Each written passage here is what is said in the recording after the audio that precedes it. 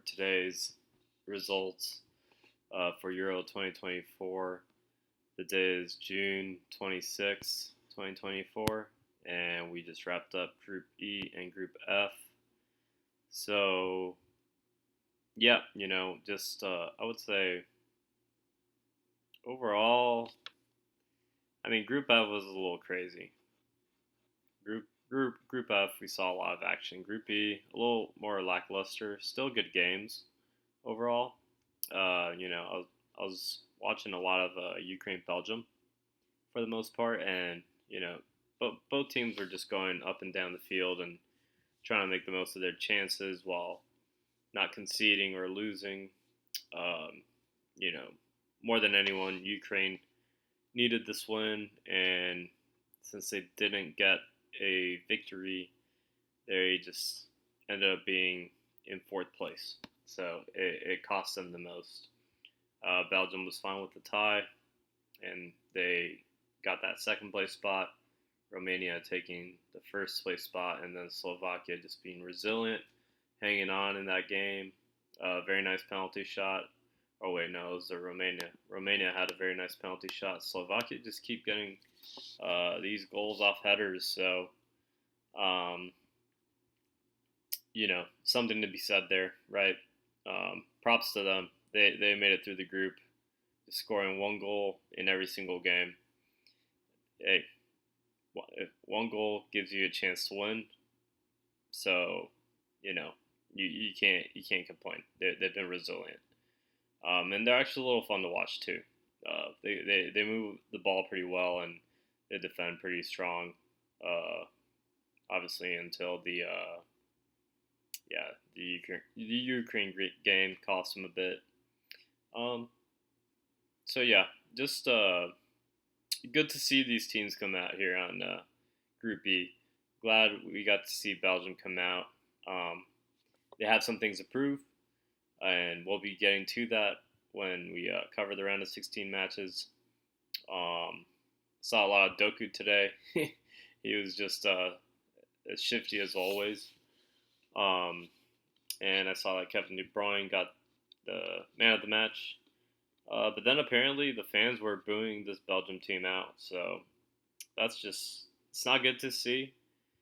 And it just shows how rough the climate is with Belgium. Just, no matter what happens with them, it's there's just always something coming. So, and now we see it from the frustration being let out from the fans. And, you just hope they need every single one of those guys for their next matchup in the round of 16s, which, if you don't know at this time, it's going to be France. So it's going to be a banger of a game. But yeah, just concerning on the Belgium end, and just more negative energy around that team that I really wish they wouldn't have it, and for some reason Belgium just keep getting stricken with some just harsh negativity coming their way. So we'll see what happens to Belgium. Can't wait to see that match against France. Easily the most enticing match of the round of 16. And so, yeah, we'll get to the other matchups later, but that's about it for Group B for me. Now we go to Group F. And yeah, this was just chaos. I mean, I almost couldn't believe what I was seeing in front of my TV, in front of my screens, right? And I'm working here at the same time too, so unfortunately I just couldn't have my fullest attention. But I was keeping my eyes more on the Czech and Turkey game. I saw, if we're in the Georgia-Portugal game, I saw Krishavelia have an excellent opening goal, and then Georgia were able to put away a second goal also. I'm not sure if it was from a penalty kick, I believe so, but I could be wrong. And yeah, Portugal didn't have their main starting lineup out, as far as I know. So I think we can cut them a pass here. And Georgia, they desperately needed this win. So hats off to them to beating one of these European giants um, in Portugal. And frankly, yeah, even if Portugal weren't playing their strongest lineup, they should have beaten Georgia. So it was a battle, and there were some controversial calls. One in particular with Ronaldo, where he claimed he was being pulled. The defender was pulling on Ronaldo's shirt.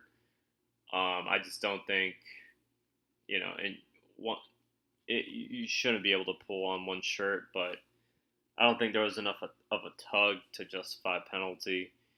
But I know none of the Portuguese fans are going to agree with that, so it is what it is, and just unfortunate that you know, there's some leftover controversy there.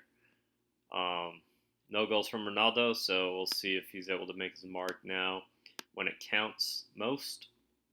So yeah, I look, there's a lot to expect from this Portugal team leading to the round of 16. And hats off to Georgia to just sticking through a tough loss against Turkey to start. Oh man, that changes everything. Tough loss against Turkey, 3-1, not 2-1 here. And then yeah, they showed their resiliency with Czech, just getting the that tie, and yeah, now a victory with Portugal. So that's all about it. That's about all I have for this game. Um, Now Czechia and Turkey. Yeah, this game was just crazy because within the first half, there was already 2 yellow cards shown to the same Czech player, and resulting in a red card. So Czech Republic were essentially down to 10 men for a majority part of this game. And I mean, boy, did they just put up a fight with just 10 men. So you could only imagine what that extra person, that extra player would have done to help their chances in this tough match against Turkey. And I was, as I saw the Czech Republic play during this tournament, I just became more and more sold that, just leading up to matchday 3, I thought they were going to get this win. So I was wrong. Turkey got the win. Can't remember the first goal. It might have been a penalty as well, but and then obviously the second goal was just a stunner because it just eliminated all hopes for Czech Republic. Amazing goal. Just smashed it to the far post. So fantastic shot by the Turkey player. And man, these two teams were tussling after the game also. So it was just a very heated atmosphere, and the whole 90 minutes, this game was just super intense. The intensity never dropped because both teams just wanted to find a way to get this victory and guarantee their spot for qualification. And it was just a really, really just crazy matchup. And just really an amazing fight by the Czech Republic. And I may be giving them too much credit since I was rooting for them. So that there's that bias in a sense.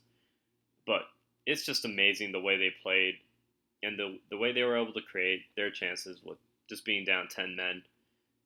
Like, these Czech players were coming up with different sorts of tricks on the field to just win their individual matchups and put their team in the best position to succeed and try to find a goal. So, yeah, the Czech goal, arguably controversial too, having the forward running into the keeper like that once he's, he he seemed like he had possession of the ball for like half a second until the Czech forward, runs into him.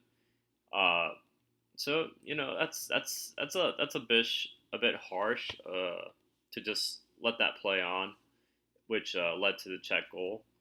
So I could sympathize with Turkey in that sense, but ultimately they got the win, they got the result, so none of that matters.